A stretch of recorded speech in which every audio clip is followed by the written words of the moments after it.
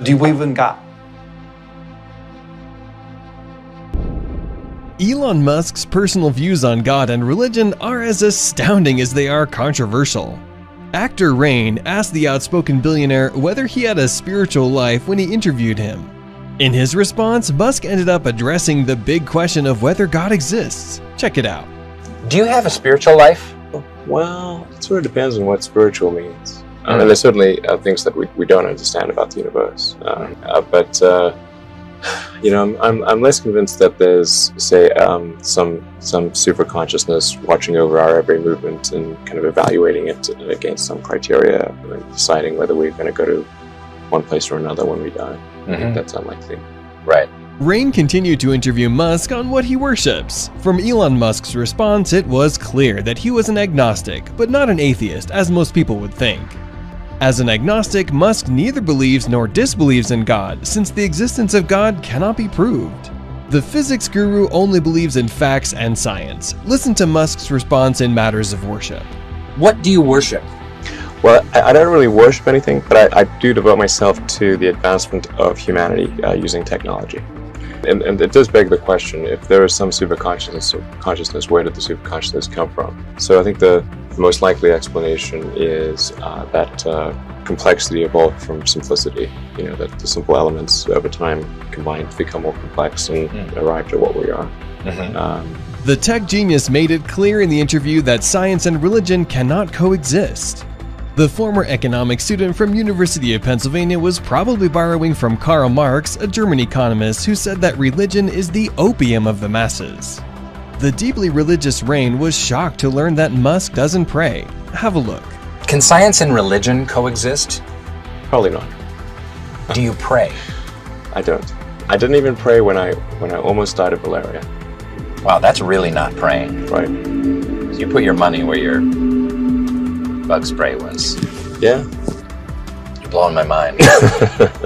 You deal with so much stuff. I mean, you deal with space travel and energy and the source of consciousness, and you're thinking about all of these giant life's big questions. What blows your mind? What gives you awe? Well, I think that, the nature of the universe gives me awe, and just the huge expanse of the universe, and how far away things are and how big they are. And the fact that there are things like supermassive black holes that are equal to 1 billion suns. What about dark matter? Doesn't that freak you out too? Yeah, and dark matter is also, dark matter and dark energy are kind of interesting, because I'm not sure what those actually are. People don't know what those actually are, and particularly dark energy. In fact, that may be an argument for this being a simulation, because in a simulation, you can just make things be however you want. The laws don't all have to be consistent. Don't be deceived into believing that Musk is ignorant about religion. As a child, the boy Elon Musk attended an Anglican Sunday school and learned at a Jewish preschool. He probably knows more about the Bible and Christianity than most folks, as seen in the following interview. Follow through. Okay, how many people have actually read the Bible? Fewer than probably say they have, but... Oh yeah, do you have at one point, when I was a kid, I had this existential crisis, and I was trying to figure out what's the meaning of life. And I was like, oh, it all means nothing. It's all, and I read like a whole bunch of religious books, including the Bible, and I'm like, there's a bunch of things in there they didn't teach you in Sunday school. Sodom and Gomorrah, dark. Yikes. God sure changes his mind from the Old Testament to the New Testament. I'm like, whoa, that's pretty vengeful in the Old Testament. Maybe we can have a chapter past Revelations. But is there a happy ending here? Revelations Part 2, the happy ending? In the same interview, Musk was challenged as to whether he would accept Jesus as his personal savior. After evading the question for some time, Musk responded by saying that he would not mind being saved if Jesus has the powers to save. It would be quite a spectacle seeing Musk being baptized. We're wondering if you could do us a quick solid and accept Jesus as your Lord and Savior. Personal Lord and Savior. It's a quick prayer.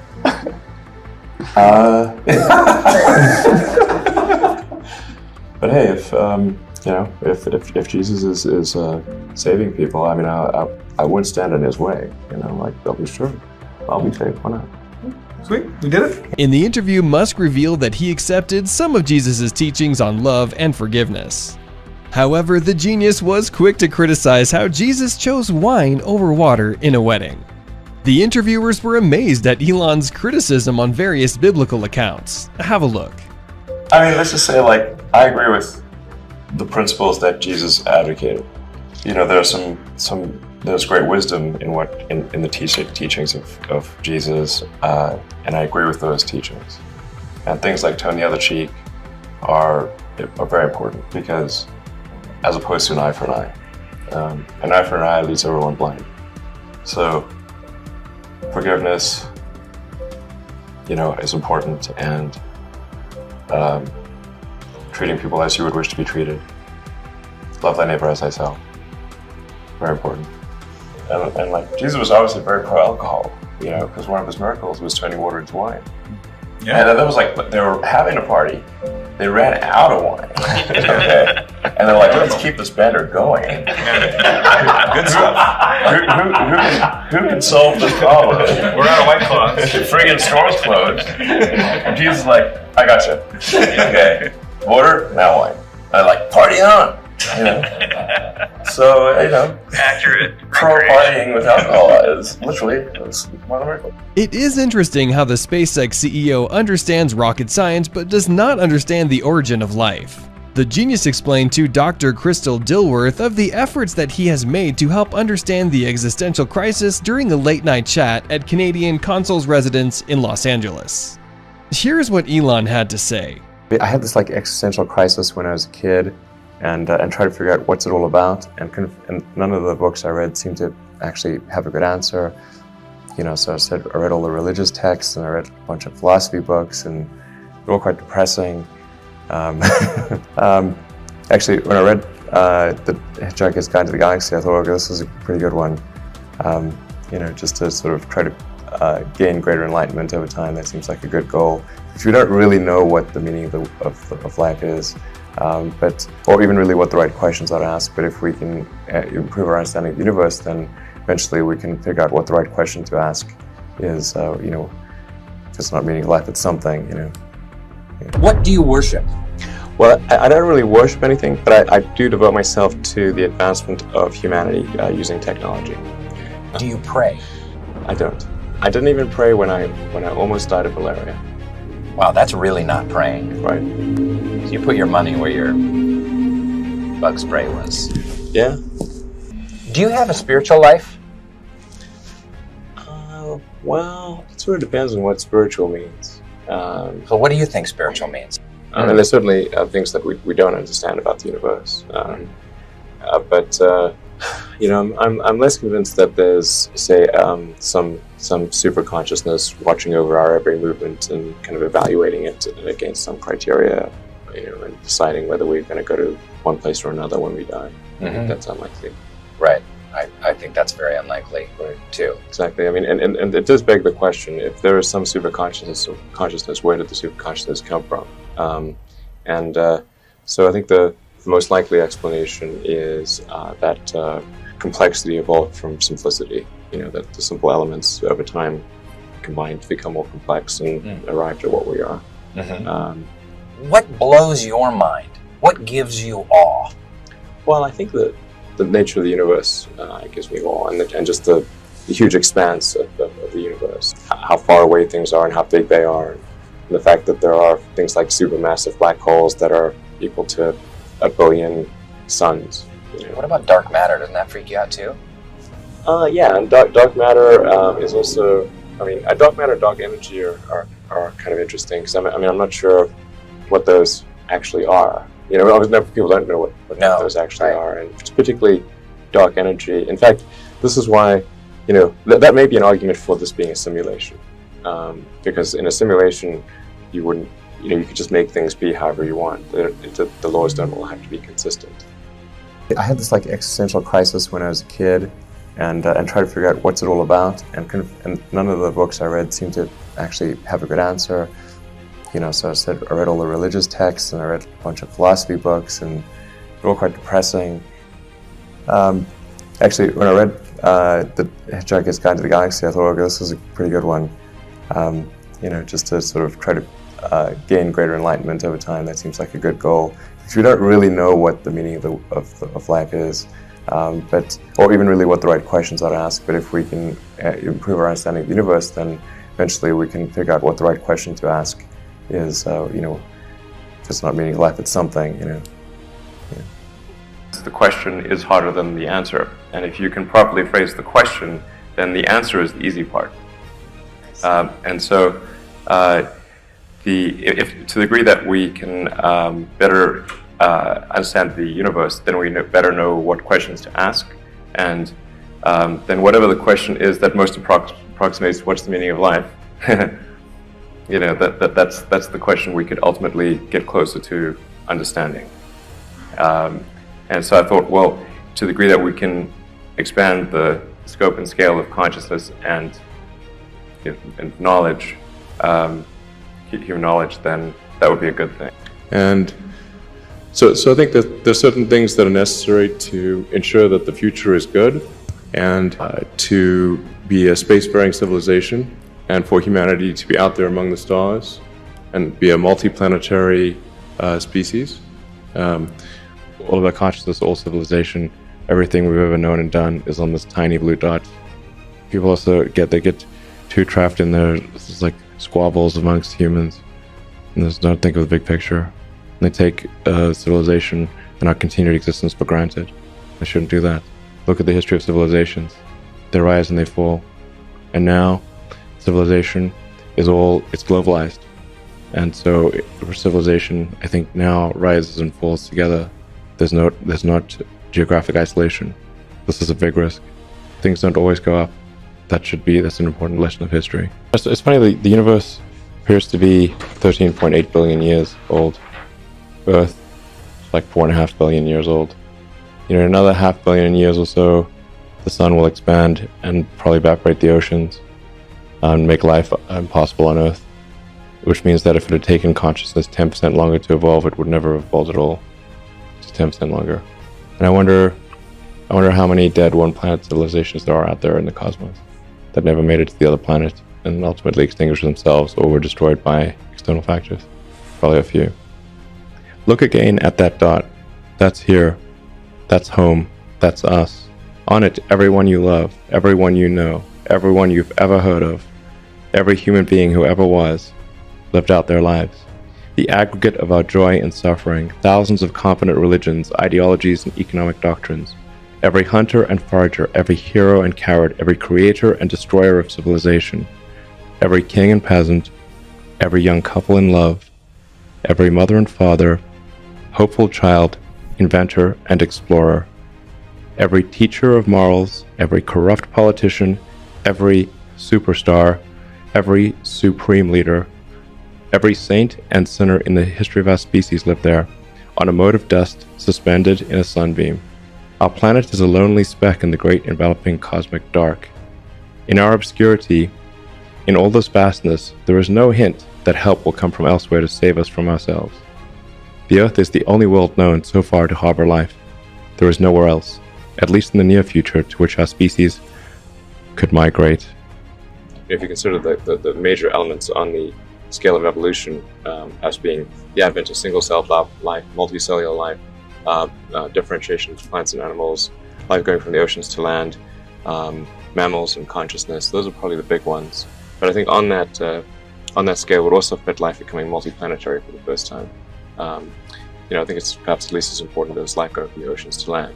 And it would, I think, preserve the light of consciousness. The consciousness, the probability of consciousness existing for a long time would be much greater if we were on two planets. If something catastrophic were to happen to Earth, then it would, life would still exist on another planet. Right. I mean, let's say there was a giant meteor impact or a super volcano, or we had sort of massive nuclear war on Earth, or some super virus. Right. I mean, there could be something that doesn't necessarily initially destroy human civilization, but knocks it back to a much lower technology level, and then there's sort of a decline to eventual extinction. I mean, I think the being a multi-planet species and being out there among the stars is important for the long-term survival of humanity. And that's one reason, kind of like life insurance for life collectively, life as we know it. But then the part that I find personally most motivating is that it creates a sense of adventure and it makes people excited about the future. If you consider two futures, one where we are forever confined to Earth until eventually something terrible happens, or another future where we are out there on many planets, maybe even going beyond the solar system. I think that second version is incredibly exciting and inspiring, and there need to be reasons to get up in the morning. Life can't just be about solving problems. Otherwise, what's the point? There's got to be things that people find inspiring and make life worth living. There's likely to be another Dark Ages, which it seems, my guess is there probably will be at some point. I'm not predicting that we're about to enter Dark Ages, but that there's some probability that we will, particularly if there's a Third World War. Then we want to make sure that there's enough of a seed of human civilization somewhere else to bring civilization back and perhaps shorten the length of the Dark Ages. I think that's why it's important to get a self-sustaining base, ideally on Mars, because Mars is far enough away from Earth that a war on Earth, the Mars base might survive. It's more likely to survive than a moon base. But I think a moon base and a Mars base that could perhaps help regenerate life back here on Earth would be really important, and to get that done before a possible World War III. Last century we had 2 massive world wars, 3 if you count the Cold War. I think it's unlikely that we will never have another World War again. There probably will be at some point. It just could be radioactive rubble. So, well, if you say given enough time, will it be? Most likely, given enough time. This has been our pattern in the past. By now, you could probably be worrying about what could cause World War III. Well, worry no more, as Musk has the perfect answer for you. And guess what? The war will be caused by artificial intelligence. The highly intelligent Elon Musk believes that competition for AI superiority among the US, China, and Russia will be the cause of World War III. It will be an AI race just as it was during the arms race which led to the Cold War. Even Russia's Putin believes that whoever makes a breakthrough in AI will finally rule the world. The Russian president also warned that no single country should be allowed to have a monopolist in AI, as it is strongly undesirable. The Tesla founder and CEO believes that AI will make killer robots. We cannot with safety ignore Musk's warning about World War III. The tech-savvy CEO has what it takes to be trusted. He fully understands AI and machine learning since his companies Tesla and Neuralink use the same concepts. AI is being used to make Tesla's autopilot feature, and Neuralink has a goal of connecting human brains with computers. Moreover, he has business interest in OpenAI, which is a non-profit AI research company. As such, we cannot ignore the words of the tech genius lightly. Let us just prepare for World War III. According to the Tesla and SpaceX CEO, World War III will be fully autonomous. The superintelligent beings that will be made by humans will turn against their creators.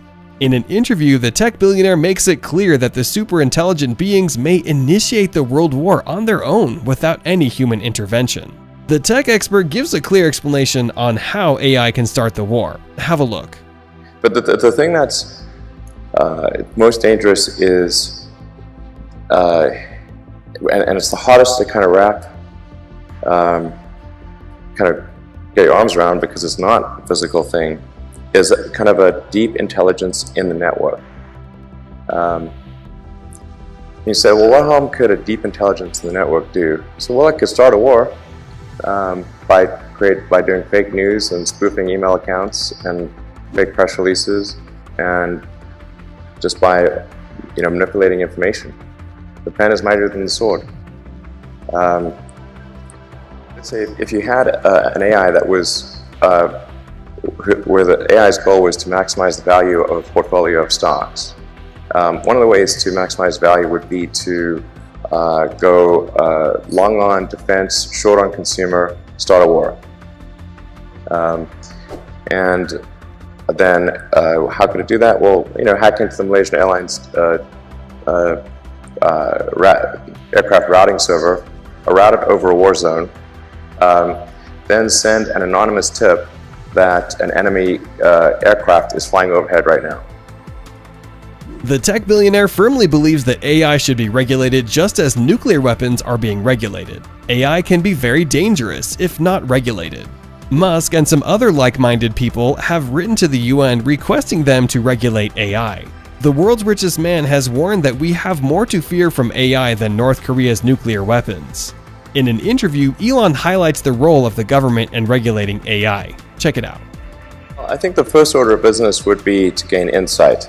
Right now, the government does not even have insight.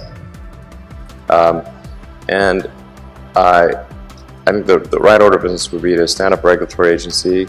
Initial goal, gain insight into the status of AI activity. Make sure the situation is understood. Once it is, then put regulations in place to ensure public safety. So the rate of improvement is really dramatic. We have to figure out some way to ensure that the advent of digital superintelligence is one which is symbiotic with humanity. I think that's the single biggest existential crisis that we face, and the most pressing one. I'm not normally an advocate of regulation and oversight. I mean, I think one should generally err on the side of minimizing those things. But this is a case where you have a very serious danger to the public. And so therefore, there needs to be a public body that has insight and then oversight on to confirm that everyone is developing AI safely. This is extremely important. I think the danger of AI is much greater than the danger of nuclear warheads by a lot. And nobody would suggest that we allow anyone to just build nuclear warheads if they want.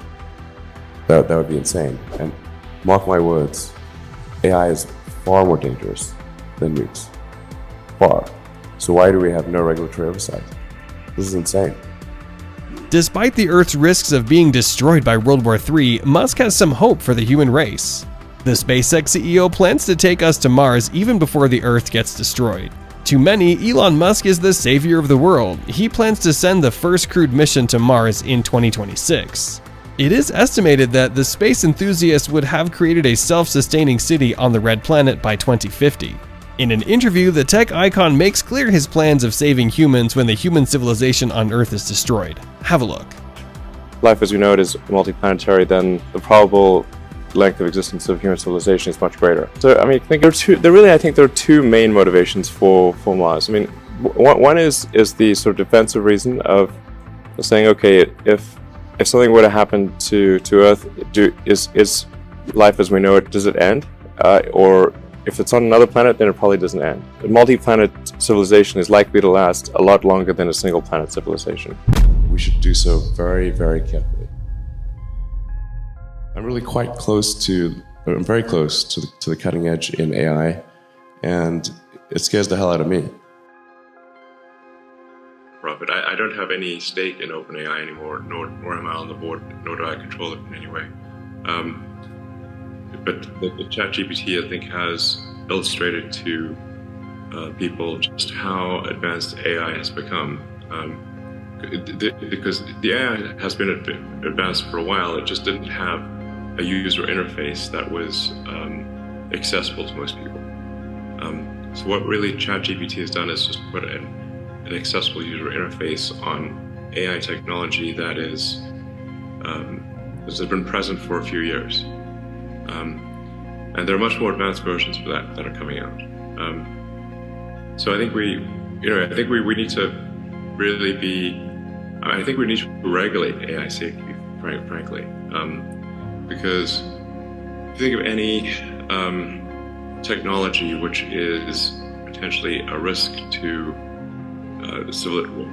people, like if it's aircraft or cars. What are you most worried about going wrong? Well, like I said, AI and robotics will bring out what might be termed the age of abundance. Other people have used this word, and that this is my prediction. Will be an age of abundance for everyone.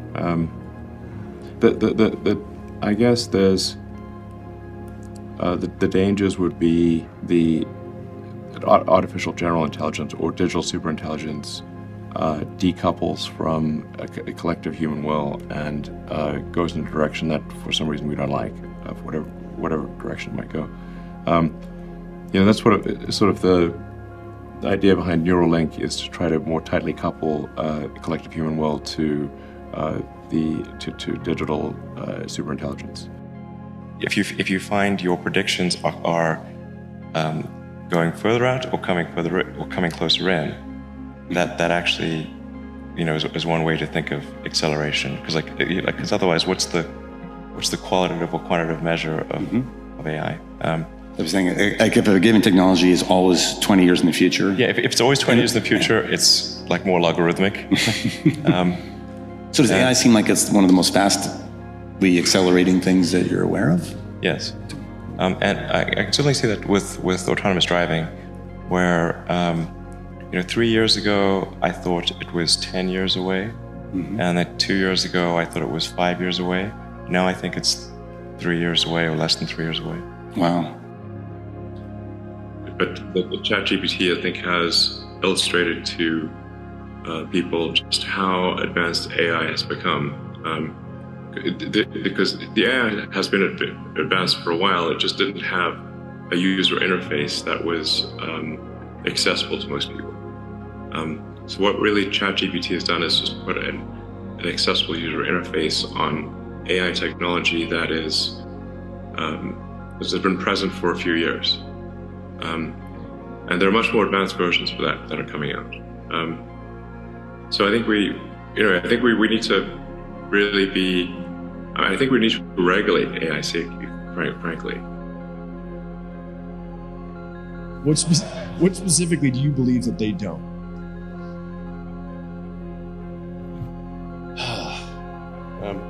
Well, the biggest issue I see with so-called AI experts is that they think they know more than they do. And they think they're smarter than they actually are. In general, we are all much smarter than we think we are, but much less smart, dumber than we think we are, by a lot. I'm very close to the cutting edge in AI, and it scares the hell out of me. It's capable of vastly more than almost anyone knows. And the rate of improvement is exponential. You can see this in things like AlphaGo, which went from, in the span of maybe 6 to 9 months, it went from being unable to beat even a reasonably good Go player to then beating the European world champion, who was ranked 600, then beating Lisa Doll 4-5, who had been world champion for many years, then beating the current world champion, then beating everyone while playing simultaneously. Then there was AlphaZero, which crushed AlphaGo 100-0. Nobody expected that rate of improvement. If you ask those same experts who think AI is not progressing at the rate that I'm saying, I think you will find that their predictions for things like Go and other AI advancements have their batting average is quite weak. It's not good. If we take it that it's inevitable at this point, that some version of AI is coming down the line, how do we steer through that? Well, I'm not normally an advocate of regulation and oversight. I mean, I think one should generally err on the side of minimizing those things. But this is a case where you have a very serious danger to the public. And so therefore, there needs to be a public body that has insight and then oversight to confirm that everyone is developing AI safely. This is extremely important. I think the danger of AI is much greater than the danger of nuclear warheads by a lot. And nobody would suggest that we allow anyone to just build nuclear warheads if they want. That would be insane. And mark my words, AI is far more dangerous than nukes. But I'm not really all that worried about the short-term stuff. The things that are, like narrow AI is not a species-level risk. It will result in dislocation, in lost jobs, and the sort of better weaponry and that kind of thing. But it is not a fundamental species-level risk, whereas digital superintelligence is. So it's really all about laying the groundwork to make sure that if humanity collectively decides that creating digital superintelligence is the right move, then we should do so very, very carefully. Very, very carefully. This is the most important thing that we could possibly do. Ideally, the AI, there's somebody who, I can't remember his name, but had a good suggestion for what the optimization of the AI should be. What's its utility function? You have to be careful about this because if you say maximize happiness, and the AI concludes that happiness is a function of dopamine and serotonin, so it captures all humans and jacks your brain with large amounts of dopamine and serotonin. Like, okay, it's not what we meant. It sounds pretty good, though. Oh, you'll love it. AI, what will AI do? I don't think we need AI to solve sustainability. That is happening. It might help us accelerate it. But I think we should also be cautious about AI and just make sure that as we develop AI, that it is, it doesn't get out of control, and that the AI helps make the future better for humanity.